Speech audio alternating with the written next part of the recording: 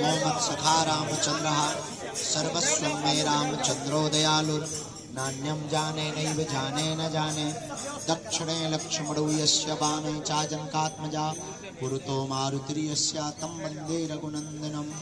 श्री सीतारामचंद्र भगवान की, बागेश्वर बालाजी हनुमान की, सन्यासी बाबा की, दादा गुरुजी की, चमुंडा वाले बाबा की, समाधि वाले बाबा की।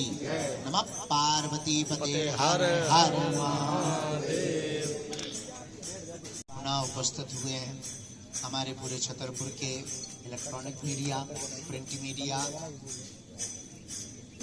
यूट्यूब ब्लॉगर्स, आप सब हमारे परिवारजन जो भी आज यहाँ उपस्थित हुए हैं।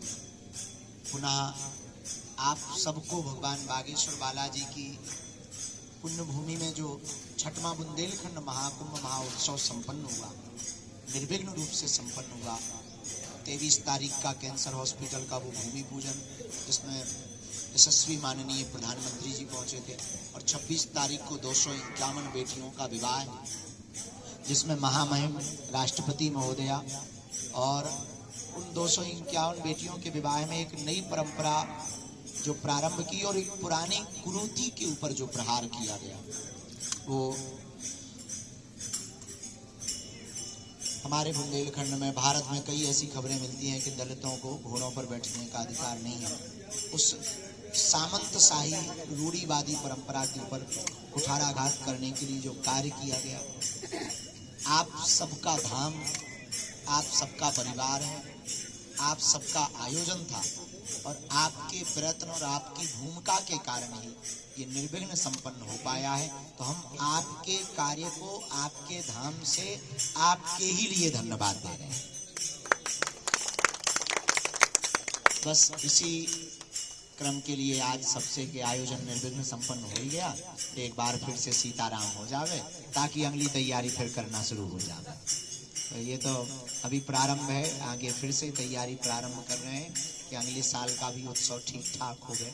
तो उसके बाद में हमारा विचार है कि जो कैंसर हॉस्पिटल का उद्घाटन हो वो भव्य हो जावे, और बहुत अच्छे से उस हॉस्पिटल के उद्घाटन में सब तक चर्चा भी पहुंच जावे, और बुंदेलखंड के लिए बहुत अच्छे से व्यवस्थित हो जावे। तो कोई भी सुझाव, ऐसी जो भूलें जो इस आयोजन में रही हो, हम सब बैठ कर के उस पर भी विचार विमर्श कर सकते हैं, ताकि आगामी कार्यक्रमों में किसी भी प्रकार से ऐसी भूल ना हो और किसी भी प्रकार से ऐसी असुविधा ना हो। बस आज भंडारे के लिए ही बुलाएं, छोले भटूरे बनवाएं। बाकी तो सब अच्छे से निपट ही गया, बालाजी की कृपा से निर्विघ्न निपट गया। और सबसे बड़ी बात थी, इतना बड़ा आयोजन 26 तारीख को तो बहुत पिछल पड़ गई थी खूब, लेकिन सिंगल भी भगवान की कृपा से सिंगल भी काऊ को खरोंच नहीं आई है। यही निर्विघ्न संपन्नता आयोजन की भगवान की कृपा है कि किसी को भी खरोंच नहीं आई है। गुरुदेव की दया है, बालाजी की दया है, आप सबका पुरुषार्थ है, आप सबका ममत्व है, आप सबका धाम है, और आप सबके सहयोग के कारण पूर्ण रूप से निर्विघ्न आयोजन संपन्न हुआ। और सब अतिथि आगंतुक संत महात्मा राजपीठ के लोग सब प्रसन्नता पूर्वक गए हैं। तो हम इसके लिए आपको, पूरे परिवार को, हमारे पूरे छतरपुर के पत्रकार परिवारजनों को बागेश्वर धाम के लिए अभिनंदन है। पुनः पुनः लाखों बार आप सबको धन्यवाद, खूब खूब साधुवाद। बस अब भंडारे की तैयारी है। का उपचार की क्या क्राइटेरिया रहेगा? कौन लोग, खैर ईश्वर ना करें कि किसी को उस उपचार में आना पड़े ऐसी जगह, लेकिन फिर भी मतलब क्या है उपचार का? निःशुल्क है कि किन लोगों को निःशुल्क रहेगा, किनको? हाँ, उपचार में हमारा ये जो आगे का विजन हमने बनाया है, तैयारी की है। पहले अपन प्रथम चरण में 100 बेड तक पहुँचे, हाईटेक भी हो, आधुनिक मशीनों से युक्त भी हो। उसके लिए धाम की एक टीम गठित कर रहे हैं। धाम की जो टीम गठित होगी तो उसमें पात्र अपात्र का चयन वो करेगी, क्योंकि अगर सबके लिए निःशुल्क रख पाएंगे तो संचालन कठिन होगा। यानी शासकीय बीपीएल से कोई महत्व नहीं है, जो आपकी बिल्कुल सरकारी जो है वो तो निर्धन है ही है, पर मान लो कई लोगों के बीपीएल नहीं है और उनके पास पैसा नहीं है, तो क्या उन्हें इलाज नहीं मिलेगा? उसके लिए टीम गठित करते हैं। सरकार जल्दी बताए पंडित जी, ये रास्ते में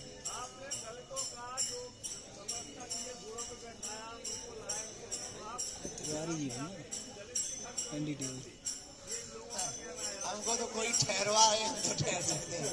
वैसे अभी तक पिछली जितनी भी कथाएं थी उनमें हमने कभी ये देखा नहीं कि ये दलित हैं, पिछड़े हैं या अंधे हैं। हमारी कथाएं लगभग सब कर रहे हैं। पंडित जी भविष्य में राजनीति में आएंगे क्या? राजनीति में आएंगे क्या भविष्य में? अब हमें तो ऐसा कोई विचार नहीं। नहीं मतलब फिर भी मेरा भविष्य पूछो, भविष्य में गुरुजी माजी भी आई थी राजनीति में, जो कर रहे हैं यही बहुत अच्छा। गुरुजी एक हमें लगता है इससे हम ज्यादा देश की सेवा कर पाएंगे जी जी। और इससे हम ज्यादा बुंदेलखंड के लिए कर पाएंगे। बाकी तो वहाँ हम तो वहाँ तो बाजार में तो भोजन ही पाने गए थे गुरुजी और ठहरे भी थे, आदिवासी समाज में भी गए थे, आदिवासियों के लिए कथा भी हमने की। और अभी जो कथा हुई करेरा में, वहाँ करेरा में हम एक साधारण परिवार, अब आप लोग उसको दलित कहते हैं, हमारी नजर में हिंदू दलित है ही नहीं है कोई। हाँ, तो हम उस हिंदू परिवार के, चूंकि लोग उन्हें बहुत निम्न मानते थे तो वो रास्ते में रोज फूल लेके खड़े हो जाते थे करेरा में। तो हम उनके यहाँ जाकर के हमने भोजन पाया, सागर की कथा की तो उनके यहाँ भी हमने जो चाय पी उनके यहाँ जाकर के, और सागर में भी, जलगांव महाराष्ट्र में भी लगातार जहाँ जहाँ भी हमारी कोशिश। अभी पदयात्रा के बीच में अनमोल अहरवार नाम का एक बालक आया था, उसने साथ में बैठ के भोजन पाया। तो हमारी नजर में कोई दलित है नहीं। अब लोग अपने आप में कुछ भी कह सकते हैं, तो हमारी नजर में अब रही बात रुकने रुकाने की, चलो कहूँ व्यवस्था करो, हम आते हैं।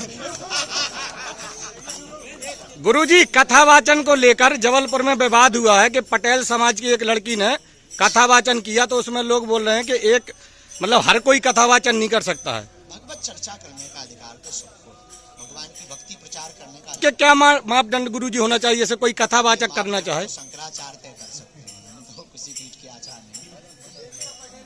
देवका पटेल थी तो उसका विरोध हुआ है। भगवान की भक्ति प्रचार करने का तो सबको अधिकार है ना। सेन महाराज, नामदेव महाराज, कबीर दास, रैदास जी, रहीम, रसखान, इन सब ने तो भक्ति का प्रचार किया ही है। आइए तो आप निर्णय लेंगे। हमने अभी वो देखा नहीं, हमारी नजर में नहीं आ पाया है। अगर वो हमारी नजर में आएगा तो हम उस पर अपना ऐसा होना चाहिए कि नहीं होना चाहिए? जैसे कुंभ में हुआ ऐसा ब्रज की होली में होना चाहिए? कुंभ में उतना तो नहीं हो पाया जितना होना चाहिए था, पर ब्रज की होली पे हमारा ऐसा अभी संतों से हमारी बात नहीं हो पाई। उस तरफ अगर हमारे जाना होगा या वहाँ के संत समाज का कोई निर्णय। महाराज जी आपके कैंसर हॉस्पिटल में क्या एक्सीडेंटल को इलाज मिल सकता है क्या, जो एक्सीडेंटल आते हैं? अरे महाराज मोरे एक अलग विषय है। प्राथमिक उपचार बोलो। स्पेशलिटी बनेगा, जब वो मेडिकल कॉलेज बनेगा तो हर चीज का इलाज बनेगा। महाराज जी सनातन और जातिगत जनगणना को आप कैसे जोड़ते हैं? सनातन और जातिगत जनगणना, जातिगत जनगणना एक अलग विषय है, जनगणना एक अलग विषय है। जनगणना से देश में और कितने हॉस्पिटल खोले जाने चाहिए और कितने पुलिस स्टेशन खोले जाने चाहिए, इसकी व्यवस्था की बात होती है। तो जनगणना एक अलग विषय है। जातिगत जनगणना देश को बांटने का विषय है। हम किसी भी पार्टी के पक्ष या विपक्ष में नहीं, और जातिगत से हमें नहीं लगता कि जातिगत बहुत जरूरी है। जातियों में आपस में ना बट के वो ऊर्जा हम देश के हित के लिए लगाएं ना। महाराज जी हमें लगता है कि एक जनगणना जरूर होनी चाहिए। इस देश में अमीर कितने हैं और गरीब कितने ये महाराज जी जनगणना करवा दीजिए आप, तो इस देश में जो अमीर हैं उन पर ये प्रभाव दिया जाए कि जो गरीब हैं इनको काम दिया जाए।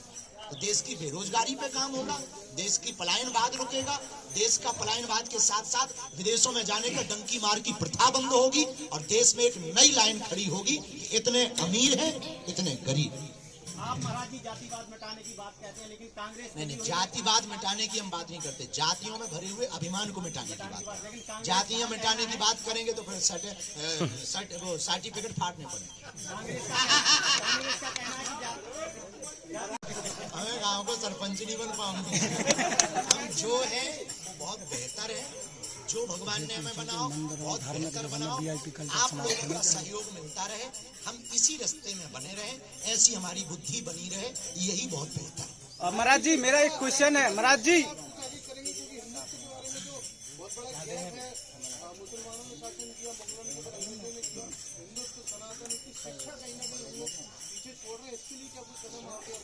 शिक्षा भी नहीं करें, पहले एक उद्देश्य पूरा हो जाए, एक ऊर्जा हम पूरी लगा रहे हैं कि हमको 2027 तक ये उद्घाटन करना है कैंसर हॉस्पिटल का, और इसको मेडिकल कॉलेज बनाना है। मेडिकल कॉलेज बनाने का हमारा लक्ष्य तो तय हो गया, तो वो शिक्षा से ही जुड़ा है, उसमें शिक्षा भी मिलेगी और दीक्षा भी मिलेगी। फिर इसके बाद में हिंदुत्व के लिए गुरुकुलम की पद्धति अगर भारत में प्रारंभ होगी तो शिक्षा प्रणाली में बहुत सुधार होंगे।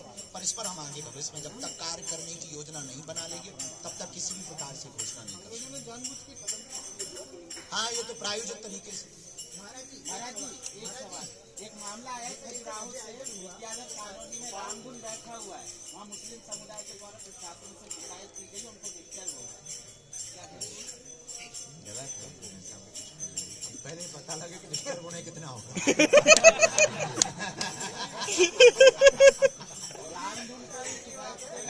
पहले ये पता लगे उन्हें डिस्टर्ब कितना सही में ना उनके मूड पे बज रहे हैं। और रामधुन का विरोध करना बेकार है। और हमारी सनातनीय पद्धति से, हमारी संस्कृति से किसी को ठेस भी ना पहुंचे, ये भी हम लोगों को तैयारी करके रखनी है। हाँ, लेकिन अगर किसी को ठेस जानबूझ के पहुंच रही है और वो अपने कान खुले रख रहा है तो फिर जोर जोर से करना चाहिए। देखो, हमारा उद्देश्य विजन और मिशन केवल बागेश्वर धाम नहीं है, हमारा उद्देश्य है बुंदेलखंड क्षेत्र। और अक्सर हम जब भी अपनी बात रखते हैं तब बुंदेलखंड की बात रखते हैं। ऐसी हमारी कोई बात नहीं हुई है, अभी तो हम जो कर रहे हैं बस उसी भर में लगे हैं। पर संभावना की ऐसी कोई बात नहीं, तो सब बड़े लोगों का काम है आ जाए, बहुत अच्छा औद्योगिक जगत से कुछ आ जाए, कोई फैक्ट्री आ जाए, बुंदेलखंड के लिए बहुत जरूरी है, रोजगार बहुत जरूरी है। प्रधानमंत्री जी आए थे, क्या आश्वासन देने, क्या क्या बातचीत हुई आपकी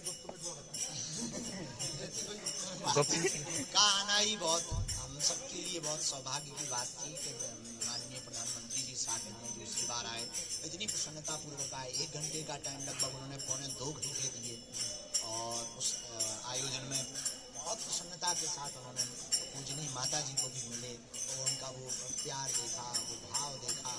आपसे रिश्ता भी तो बना लिया उन्हें, छोटे भाई का आपसे रिश्ता भी तो बना लिया।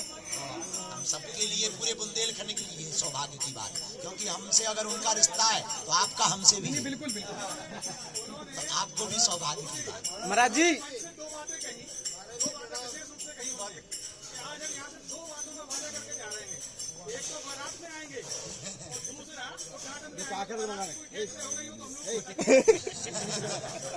अभी तो आज जो है लास्ट के भंडारे की बात हो रही है, छोले भटूरे ठंडे हो रहे हैं, उद्घाटन की तैयारी। महाराज जी, रमजान शुरू हो गया है, सोशल मीडिया पे एक मैसेज चल रहा है जिसमें एक कहा गया है कि कपड़ों की दुकान से कोई भी सामग्री ना खरीदें। अच्छा, किसने कहा? मुस्लिम समुदाय के लोगों द्वारा मैसेज सर्कुलेट किया जा रहा है। ठीक है, उनकी अपनी अपनी निजी बात है, बहुत अच्छी बात है, वो कह रहे हैं तो ये उनकी निजी विषय है, ये हिंदुओं को समझना चाहिए। हिंदुओं के त्योहार आएंगे तो हिंदू ऐसा मैसेज डाल दें, झंझट। महाराज जी बोलो। चूंकि ये पूरा हॉस्पिटल बागेश्वर धाम जनसेवा समिति और बुंदेलखंड के आप सब लोगों के सहयोग से होना है, तो सरकार की तो जो निजी भूमिका है वो तो अपनी भूमिका निभाएंगे। उनकी भूमिका आयुष्मान कार्ड है, ये सब है, तो वो तो अपनी भूमिका निभाएंगे। बाकी ऐसी कोई भूमिका पे अभी हमारी बात नहीं। पंडित जी, कुंभ के संबंध में आपका बयान आया था कि जो वहाँ मरे हैं उनको मोक्ष मिला। पंडित जी, इस बयान के संदर्भ में थोड़ा स्पष्ट करें कि क्योंकि लोगों में भ्रांतियां जा रही हैं कि मतलब नहीं, वो जो बयान था उसके लिए हम पूर्ववत कोई भी सफाई देने के लिए हम पहले तो हम बहुत आपको कह देंगे कुछ भी हम बोलेंगे तो नहीं। आप सबका पुरुषार्थ है, आप सबकी मदद है, आप सबका पुरुषार्थ। गुरुजी,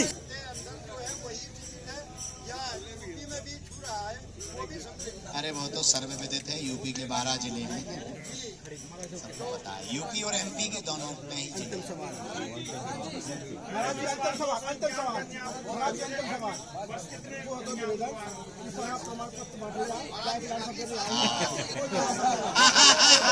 छोले भटूरे पे बात करो आज। अभी तो इतनी ही है, क्षमता बढ़ जाएगी तो हम आपको फिर से तो अपन प्रेस कॉन्फ्रेंस रखेंगे, उसके प्रारंभ के पहले ही रखेंगे, फिर अपन बुलाएंगे, तब अपन बताएंगे। अगर आज ही खोल दिया तो प्रेस कॉन्फ्रेंस में क्या खोलेंगे? अब ये बताएंगे जब प्रेस कॉन्फ्रेंस करेंगे।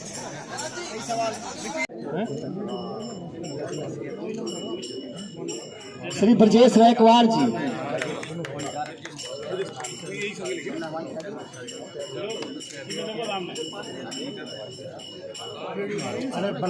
जिन्होंने छठवां बुंदेलखंड महामहोत्सव 26 फरवरी शिवरात्रि को 251 सामूहिक कन्या विवाह उत्सव को संपन्न करवाया, सभी जनों को हम पावन तीर्थ बागेश्वर धाम की पीठ की ओर से बहुत बहुत साधुवाद, बहुत बहुत लाखों बार, करोड़ों बार धन्यवाद दे रहे हैं। बुंदेलखंड के लिए ये सबसे बड़ा आयोजन था।